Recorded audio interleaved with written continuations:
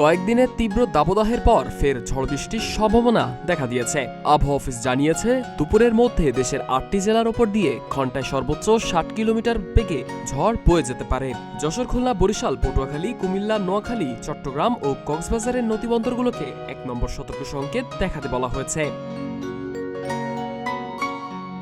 আবহাওয়া অফিস বলেছে, এই জেলাগুলোর উপর দিয়ে ৪৫ থেকে ৬০ কিলোমিটার গতির ঝড়ো হাওয়া বয়ে যেতে পারে। সেই সঙ্গে হতে পারে বৃষ্টি অথবা বজ্রবৃষ্টি।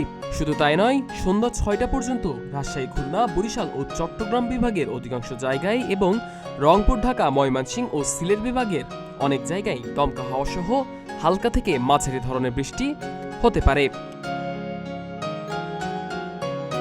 এদিকে খুলনা, বরিশাল ও চট্টগ্রামের কিছু স্থানে মাঝারি থেকে ভারী বর্ষণের সম্ভাবনা রয়েছে। তাপমাত্রা কিছুটা কমলে দেশের বেশিরভাগ এলাকায় দিন ও রাতের তাপমাত্রায় প্রায় অপরিবর্তিত থাকতে পারে বলে পূর্বাভাস দিয়েছে আবহাওয়া অধিদপ্তর।